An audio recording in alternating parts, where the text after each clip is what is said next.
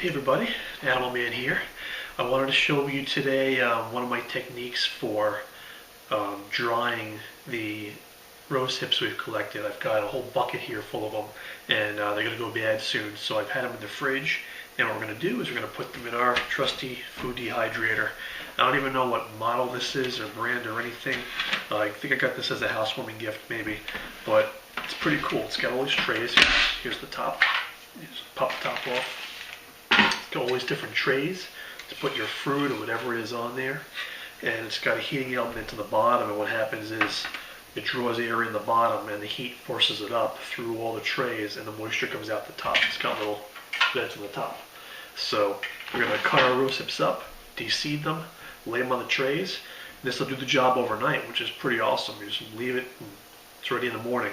If you don't have one of these, I know a lot of people don't, you can use the oven in the lowest setting, maybe 200 degrees, and 2 or 3 hours it'll do the same thing for you, but you have to use the oven. But this is pretty cool, pretty good thing to have. I think something like this would go for maybe in the neighborhood of 40 bucks, be my guess. But there's all different models of it, smaller ones, bigger industrial ones. So we're just gonna lay the racks out in front of us so they're all ready. We're gonna fill them up with rose hips. Alright, so here's what we do. We take our rose hip. These are nice, awesome wrinkled rose ones from the beach. And I cut them in half. Very easy. And you'll see the inside is full of seeds in the center, but around the whole outside is the fruit, the meat of the fruit there. And that's what we want to save. We don't want to save these seeds, and they're kind of fuzzy too. So I usually will cut this into half again. So now we're quartering it. Cut it into quarters. And then you look at each one, and it's a lot easier to get the seeds out. You just plop it all out in pretty much one swoop there, and that one's ready to go.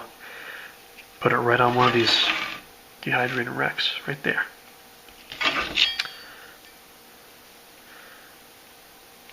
Bloop.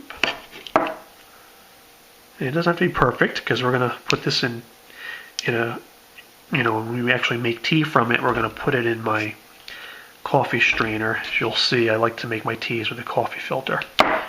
And that'll filter out any seeds that are stuck in there, any hairs that are in there, whatever. So it does not have to be perfect by any means. It's just to get the bulk of the stuff out, just to make it easier to deal with later. And your finger's going to get gross like that, but that's okay. So that's the whole process. So you just do this. It does take a while. If you're going to do this in any large amount like I do, might take you a couple hours. Because I got a whole bucket of these to do, so I'm going to be here a while. So doing it like this, you can prepare a bunch of this for my winter stash. And I'll use this to make tea, rose tea, and mix it with other things for medicinal use, or just a nice warming tea when I come in from snow blowing, things like that for the winter.